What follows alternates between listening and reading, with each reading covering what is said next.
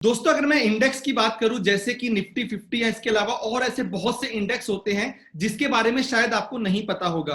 तो आज इस वीडियो में हम बात करने वाले हैं अलग अलग इंडेक्स के बारे में जिसके बारे में एक इन्वेस्टर को पता होना चाहिए। इसके अलावा दोस्तों आज की वीडियो को मैं बहुत ज्यादा इंटरेस्टिंग बनाने वाला हूं। मैं आपको इंडेक्स के साथ साथ ये भी समझाऊंगा कि इंडेक्स एक इन्वेस्टर के लिए क्यों बहुत ज्यादा इंपॉर्टेंट होते हैं। जैसे कि बोला जाता है कि हाल के दिनों में पिछले कुछ सालों में अमेरिका में इंडेक्स में इन्वेस्टमेंट बहुत ज्यादा बढ़ा था। उसके पीछे क्या रीजन था, क्यों इन्वेस्टर्स जो एक टाइम पे एक एक कंपनी में इन्वेस्ट करते थे वो अभी इंडेक्स की में इन्वेस्टिंग की तरफ बढ़ते जा रहे हैं, क्यों ईटीएफ इतना ज्यादा फेमस होता जा रहा है पिछले कुछ सालों में। तो इसके पीछे क्या रीजन है, इंडेक्स क्या होते हैं, कैसे काम करते हैं, इंडेक्स की पॉपुलैरिटी कैसे बढ़ी, ईटीएफ की पॉपुलैरिटी कैसे बढ़ी और एज ए इन्वेस्टर ये आपको कैसे इंपैक्ट करती है, जो आपकी इन्वेस्टमेंट प्लानिंग में बहुत ज्यादा यूज होने के चांसेस बन सकते हैं। मैं जगदीप सिंह आपका स्वागत करता हूं ग्रो यूट्यूब चैनल में। चलिए स्टार्ट करते हैं आज की वीडियो। और इस वीडियो को मैं अलग अलग पार्ट्स में डिवाइड करूंगा। सबसे पहले पार्ट में मैं आपको बताऊंगा कि इंडेक्स क्या होते हैं। लेकिन वीडियो स्टार्ट करने से पहले अगर आपने अभी तक ग्रो के चैनल को सब्सक्राइब नहीं किया तो पहले जल्दी से ग्रो के चैनल को सब्सक्राइब करें ताकि आप हमारी कोई भी वीडियो को मिस ना करें। दोस्तों चलिए सबसे पहले बात करते हैं कि इंडेक्स क्या होता है। जैसे कि अगर मैं एग्जांपल लूं सबसे पहले इंडेक्स का, तो निफ्टी 50 या सेंसेक्स ये क्या है और कैसे बने हैं। तो दोस्तों अगर मैं सेंसेक्स की बात करूं या निफ्टी की बात करूं तो ये एक इंडेक्स होते हैं जो अपनी वैल्यू डिराइव करते हैं 30 या 50 अलग अलग कंपनी से जिनको मिला के पर्टिकुलर इंडेक्स बना है।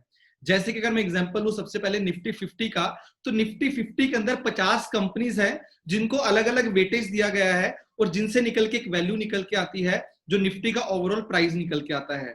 जैसे अगर मैं अभी करंट निफ्टी के वैल्यू की बात करूं तो निफ्टी की वैल्यू 10,700 के आसपास की है। तो ये जो इसकी वैल्यू है ये अलग अलग वो 50 कंपनी से निकल के आती है जिनको अलग अलग वेटेज दिया गया है। अब मान लो कि निफ्टी में सबसे ज्यादा वेटेज रिलायंस को दिया गया है जो 13% के आसपास का है। तो जब भी रिलायंस का शेयर प्राइस ऊपर जाएगा तो निफ्टी की ओवरऑल वैल्यू ऊपर जाएगी उतने परसेंटेज से जितना उसको वेटेज दिया गया है। वैसे ही अगर मैं सेंसेक्स की बात करूं तो सेंसेक्स ऐसी 30 कंपनी से मिलकर बना है जो इंडिया की मोस्टली लार्ज कैप कंपनीज हैं। और दोस्तों जो ये वेटेज दिया जाता है कंपनी को, ये कंपनी को फ्री फ्लोट मार्केट कैपिटलाइजेशन पे दिया जाता है कि कंपनी का मार्केट कैप कितना है। जिसका मार्केट कैप जितना ज्यादा होता है उसका उतना वेटेज ज्यादा बढ़ जाता है। अब मैं यहाँ पे आपको एक और इंटरेस्टिंग चीज बताता हूँ कि अगर मैं निफ्टी 50 जो टोटल कंपनीज है, निफ्टी 50 जो इंडेक्स है, अगर मैं इसके टोटल मार्केट कैपिटलाइजेशन की बात करूं तो जो पूरी कंपनीज एनएससी पे लिस्टेड है उसका 66% of the total market capitalization निकल के आता है। मतलब कि एक तरीके से ये पूरी इंडस्ट्री को, पूरी कंपनीज को जो लिस्टेड हुई है उनके उनके बारे में आपको थोड़ा सा आइडिया देता है। इसके अलावा जो अगर मैं इंडेक्स की बात करूं, जो टॉप इंडेक्स होते हैं किसी भी कंट्री के, उनको एज ए इकोनॉमी बैरोमीटर की तरह देखा जाता है जो आपको बताते हैं कि इकोनॉमिक एक्टिविटी किसी कंट्री में कैसी हो रही है। तो जैसे कि जब आपको पता है कि कुछ डाउनटर्न आता है, जब रिसेशन आता है, पूरी इकोनॉमी जब नीचे को जाती है तो सभी कंपनीज का शेयर प्राइस भी नीचे को जाना स्टार्ट होता है। उसी टाइम पे अगर आप किसी भी इंडेक्स को उठा के देख लेंगे तो उनका प्राइस भी नीचे को जाना स्टार्ट हो जाता है। तो ये एक बैरोमीटर की तरह आपको बताता है कि किसी पर्टिकुलर कंट्री में उसकी इकोनॉमिक एक्टिविटी अभी करंट पॉइंट पे कैसा चल रही है। अगर वो अच्छी होती है तो नॉर्मली इंडेक्स ऊपर को जाता है, अगर वो अच्छी नहीं होती तो इंडेक्स नॉर्मली नीचे को जाता है। तो दोस्तों ये पहले पार्ट में मैंने आपको बताया कि इंडेक्स क्या होते हैं। अब मैं बात करता हूं इंडेक्स में इन्वेस्टमेंट की, कि अगर आपको लगता है कि निफ्टी का प्राइस आने वाले टाइम में ऊपर जाने वाला है तो आप उसका फायदा कैसे उठा सकते हैं, आप उसमें कैसे इन्वेस्टमेंट कर सकते हैं। तो दोस्तों अगर मैं इंडेक्स में इन्वेस्टमेंट की बात करूं तो इसके मेनली दो तरीके होते हैं। पहला तरीका होता है इंडेक्स म्यूचुअल फंड और सेकंड तरीका होता है ईटीएफ का। लेकिन उससे पहले मैं आपको छोटा सा ये फायदा बताना चाहता हूं कि कोई भी इन्वेस्टर इंडेक्स में इन्वेस्टमेंट करने के बारे में क्यों सोचेगा। तो दोस्तों सबसे पहला रीजन ये होता है कि अगर मैं इंडेक्स की बात करूं तो इंडेक्स का जो प्राइस होता है उसमें जो इन्वेस्टमेंट करने का फायदा होता है तो आपको अलग अलग कंपनीज में एक टाइम पे एक्सपोजर मिल जाता है। अगर अब मैं बात करूं एमआरएफ की, अगर आपको एमआरएफ में अभी एक्सपोजर लेना है इक्विटी मार्केट में, अगर आप उसके शेयर प्राइस में इन्वेस्टमेंट करते हो तो आपको 70,000 के आसपास का इन्वेस्टमेंट करना पड़ेगा। लेकिन अगर आपको स्मॉल टिकट में इन्वेस्टमेंट करना है तो किसी ना किसी इंडेक्स के थ्रू आप अलग अलग कंपनीज में एक्सपोजर ले सकते हैं जिनका शेयर प्राइस अभी बहुत ज्यादा है, जो आप अफोर्ड नहीं कर सकते एज अ इन्वेस्टर। तो दोस्तों ये तो फायदा हुआ इंडेक्स में इन्वेस्टमेंट करने का। अब मैं बात करता हूं दो इन्वेस्टमेंट ऑप्शंस की। सबसे पहला मैं बात करूंगा इंडेक्स म्यूचुअल फंड्स का। सेकंड में बात करूंगा ईटीएफ का कि दोनों में इन्वेस्टमेंट करने के क्या क्या फायदे हो सकते हैं। तो और दोस्तों यहाँ पे एक और इंटरेस्टिंग चीज निकल के आएगी जो आपको बताएगी ईटीएफ की हिस्ट्री के बारे में कि ईटीएफ रिसेंट के टाइम में बहुत ज्यादा फेमस कैसे हो गया और इंडिया के सिनेरियो में आपको क्या लगता है कि आने वाले टाइम में ईटीएफ कैसा परफॉर्म करेगा। तो दोस्तों मैं बात करता हूं इंडेक्स म्यूचुअल फंड की। तो इंडेक्स म्यूचुअल फंड में अगर आप इन्वेस्टमेंट करते हो किसी में भी, अगर मान लो आपने एक इंडेक्स म्यूचुअल फंड को चूज किया जो निफ्टी 50 को ट्रैक करता है, तो वो आपके सारे पैसे को जो एएमसी के पास पैसा आता है उस पर्टिकुलर म्यूचुअल फंड के लिए, तो वो पर्टिकुलर फंड मैनेजर जैसे कि निफ्टी का कॉम्पोजिशन होता है उसी परसेंटेज में, उसी वेटेज में अलग अलग स्टॉक्स में इन्वेस्टमेंट कर देता है और वो ट्राई करता है कि जो रिटर्न निफ्टी से निकल के आ रही है वो सेम रिटर्न उसको उस पर्टिकुलर म्यूचुअल फंड से मिले, ताकि अगर आप किसी भी इंडेक्स म्यूचुअल फंड में इन्वेस्टमेंट करते हो तो वहां पे सबसे बड़ा फायदा आपको यही रहता है कि आपको सेम रिटर्न मिलती है जो आपको निफ्टी 50 देता है। और इसके अलावा इंडेक्स म्यूचुअल फंड में इन्वेस्टमेंट करने का एक और छोटा सा फायदा होता है कि यहाँ पे आपको लिक्विडिटी की प्रॉब्लम नहीं होती। अगर मैं लिक्विडिटी की बात करूं कि अगर आपने आज 5,000 या 10,000 रुपए इन्वेस्टमेंट किया, अगर आपको 1 साल के बाद पैसा विड्रॉ करना है तो कभी भी आप अपना पैसा विड्रॉ कर सकते हैं। दोस्तों अगर मैं चार्जेस को कंपेयर करूं कि जो चार्जेस आपको इंडेक्स म्यूचुअल फंड में इन्वेस्टमेंट करने में लगते हैं और दूसरे चार्जेस जो आपको लार्ज कैप म्यूचुअल फंड में इन्वेस्टमेंट करने के लिए लगते हैं, तो इसमें काफी बड़ा डिफरेंस होता है। मतलब कि इंडेक्स म्यूचुअल फंड में इन्वेस्टमेंट करने के लिए आपको काफी कम चार्जेस देने पड़ते हैं, क्योंकि इसके पीछे एक बहुत इंपॉर्टेंट रीजन ये होता है कि लार्ज कैप म्यूचुअल फंड में जब आप इन्वेस्टमेंट करते हो तो आपके फंड मैनेजर को अलग अलग रिसर्च करके कुछ कुछ स्टॉक्स चूज करने पड़ते हैं जहां पे उसको इन्वेस्टमेंट करनी पड़ती है, और ताकि वहां से एक अच्छी रिटर्न आ सके और वो अपने बेंचमार्क को आउट परफॉर्म कर सके।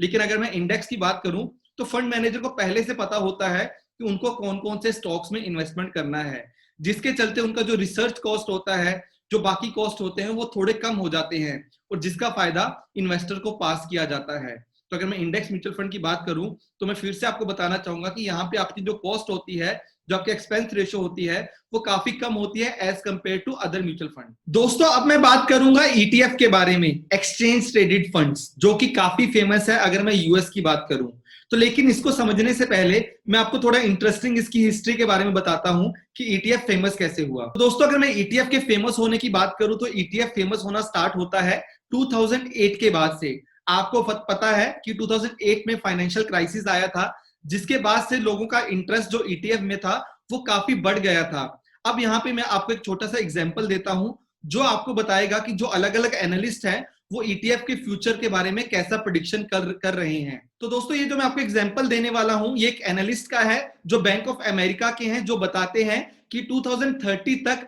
जो ईटीएफ का मार्केट होगा वो $50 ट्रिलियन को टच कर जाएगा, जो कि एक बहुत बड़ा नंबर निकल के आता है। तो दोस्तों अगर मैं उनकी पूरी स्टेटमेंट को आपके पढ़ के बताऊं तो वो लिखते हैं कि in 2030 the ETF market will hit $50 trillion in assets driven by the continued move to passive and increased awareness of attractive tax efficiency, cost, liquidity, transparency characteristics of ETFs। उनके अकॉर्डिंग ये माना जाता है कि 2030 तक $50 ट्रिलियन की market हो जाएगी। और इसके पीछे जो सबसे बड़ा रीजन होगा वो ये होगा कि लोग आजकल एक्टिव इन्वेस्टिंग से निकल के पैसिव इन्वेस्टिंग की तरफ बढ़ रहे हैं।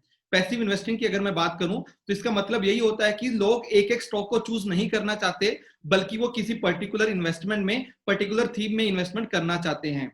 और इसके अलावा वो मानते हैं कि जो ईटीएफ में सबसे बड़ा बेनिफिट होता है वो टैक्स एफिशिएंसी होती है, इसकी कॉस्टिंग कम होती है और इसमें काफी ज्यादा ट्रांसपेरेंसी होती है, जिसके चलते ईटीएफ की मार्केट बहुत ज्यादा बड़ी होने के चांसेस हैं यूएस में और इसके अलावा अलग अलग डेवलपिंग कंट्रीज में भी। दोस्तों ये तो मैंने बात की यूएस की, लेकिन अगर मैं अब इंडिया की बात करूं कि इंडिया में अभी जो करंटली ईटीएफ मार्केट है वो कैसे बढ़ रही है, अगर मैं 2015 से कंपेयर करूं आज की ईटीएफ मार्केट को, तो यहाँ पे आपको 1000% का इंक्रीमेंट देखने को मिला है। मतलब कि एक ट्रिमेंडस ग्रोथ हुई है पिछले कुछ टाइम में।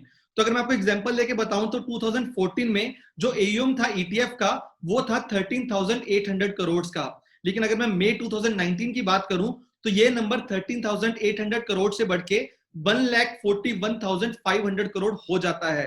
तो आपको समझ में आया होगा कि कितना बड़ा नंबर है जो अभी ईटीएफ में इन्वेस्टमेंट करना स्टार्ट कर दिया है। तो दोस्तों अगर मैं एक आम इन्वेस्टर के लिए बताऊं कि ईटीएफ और इंडेक्स म्यूचुअल फंड में क्या डिफरेंस होता है, उसको क्या चूज करना चाहिए, तो कॉस्ट के मामले में कहीं ना कहीं ईटीएफ आउट परफॉर्म करता है इंडेक्स म्यूचुअल फंड को, लेकिन इंडिया की मार्केट में अभी भी थोड़ा सा लिक्विडिटी का प्रॉब्लम होता है ईटीएफ में, जिसकी वजह से इंडेक्स यहाँ पे थोड़ा सा ज्यादा बेहतर करता है ईटीएफ के कंपैरिजन में। तो अगर मैं इंडेक्स म्यूचुअल फंड के बारे में कुछ पॉजिटिव चीज बोलना चाहूंगा तो वो ये कि एक आम इन्वेस्टर के लिए वहां पे कोई लिक्विडिटी प्रॉब्लम नहीं होगा। जब भी आप बेचना चाहेंगे उसको बेच के वहां से पैसा विड्रॉ कर सकते हैं। दोस्तों इसके बाद मैं आता हूं वीडियो के लास्ट फेज में, जहां पे मैं आपको बताना चाहता हूं 3 ऐसे इंडेक्स के बारे में जिसके बारे में हर इन्वेस्टर को पता होना चाहिए।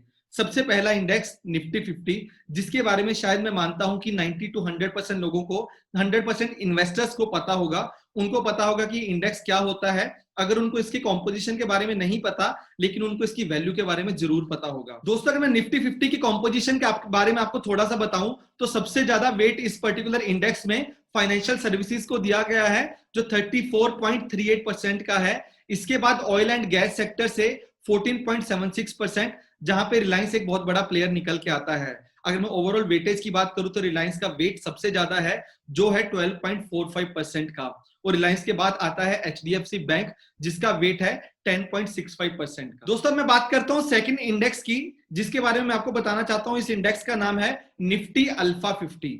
अब यहाँ पे अल्फा का क्या मतलब होता है, और अल्फा के बारे में शायद आपने बहुत बार सुना होगा, आपको इसका मतलब समझ में नहीं आता होगा। बहुत बार बोला जाता है कि इस पर्टिकुलर फंड मैनेजर ने ज्यादा अल्फा निकाल के दिया है, अल्फा पॉजिटिव निकल के आया है। इसका मतलब क्या होता है? तो दोस्तों अल्फा हमें बताता है कि अगर आप किसी भी पर्टिकुलर एसेट में इन्वेस्टमेंट करते हैं, अगर मैं उसको मार्केट के साथ कंपेयर करता हूं तो उसके कंपैरिजन में उस पर्टिकुलर एसेट ने कितना ज्यादा आउट परफॉर्म किया है। जैसे कि मान लो आपने एक स्टॉक ए में इन्वेस्टमेंट किया था, उसने 20% का रिटर्न दिया, उसी टाइम पे जो ओवरऑल मार्केट था उसने 10% का रिटर्न दिया, तो जो आपका अल्फा निकल के आता है वो 10% का निकल के आता है। मतलब कि उस पर्टिकुलर स्टॉक ने 10% से ओवरऑल मार्केट को आउट परफॉर्म किया है। दोस्तों अगर थोड़ा डिटेल में और बात करें निफ्टी अल्फा 50 के बारे में, तो जिसका लॉन्च डेट था ये नवंबर 19, 2012 को पहली बार लॉन्च होता है, और उसके बाद से जो अभी तक सीएजीआर रिटर्न देता आया है ये पर्टिकुलर इंडेक्स, इस इंडेक्स ने सीएजीआर रिटर्न दिया है 18.32% का।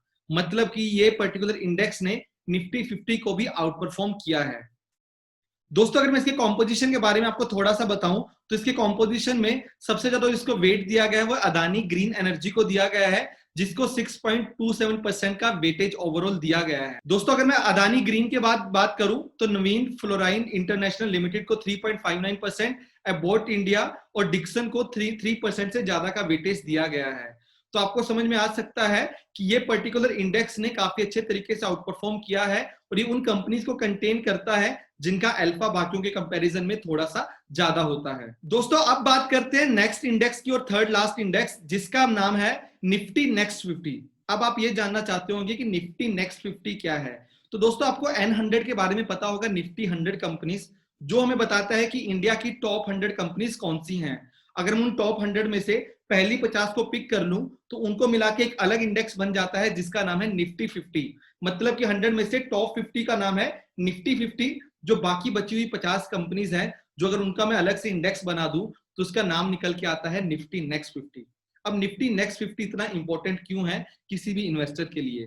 तो दोस्तों आपको ये तो पता है कि निफ्टी 50 में से कुछ स्टॉक निकलते रहते हैं और कुछ नए स्टॉक आते रहते हैं, लेकिन जो निफ्टी 50 में जो नए स्टॉक आते हैं वो कहां से निकल के आते हैं, वो सबसे बड़ा चांस है, और मैक्सिमम चांस यही होता है कि जो निफ्टी 50 में नया स्टॉक एंटर करेगा वो निफ्टी नेक्स्ट 50 से निकल के आएगा। जैसे कि अगर मैं आपको एग्जांपल दूं, पिछले कुछ टाइम पहले श्री सीमेंट को निफ्टी 50 में ऐड किया गया था, तो निफ्टी 50 से आने से पहले वो particular stock Shri cement Nifty next 50 में हुआ करता था।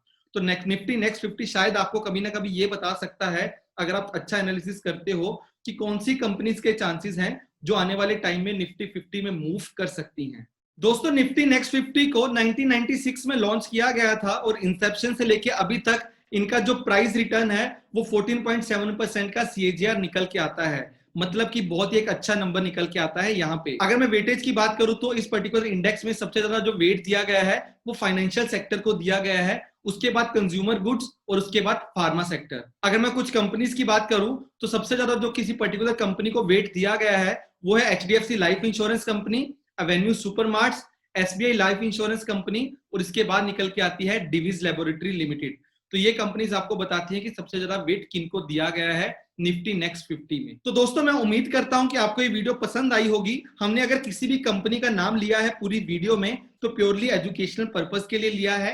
हम किसी भी म्यूचुअल फंड में, हम किसी भी पर्टिकुलर स्टॉक में आपको डायरेक्टली इन्वेस्ट करने का एडवाइस कभी नहीं देते। हम जो भी वीडियो बनाते हैं प्योरली एजुकेशनल पर्पस के लिए बनाते हैं। अगर आपको वीडियो अच्छी लगी तो इसको लाइक करें, कमेंट करके बताएं कि आने वाले टाइम में हमें कौन से टॉपिक्स के ऊपर वीडियो करनी चाहिए। इसके अलावा अगर आपके ऊपर कोई भी डाउट है आपके मन में इन्वेस्टमेंट को रिगार्डिंग तो आप #AskGrow लिख के हमसे पूछ सकते हैं। हम ट्राई करेंगे कि हम आपके हर क्वेश्चन का आंसर करें। वीडियो एंड करने से पहले अगर आपने अभी तक ग्रो के चैनल को सब्सक्राइब नहीं किया तो जल्दी से ग्रो के चैनल को सब्सक्राइब करें, क्योंकि इस चैनल पे हम हर वीक 3 से 4 वीडियोस एजुकेशनल पर्पस के ऊपर डालते हैं जो आपके काफी अच्छा और इंटेलिजेंट इन्वेस्टर बनने में काफी ज्यादा हेल्प कर सकता है। Happy investing.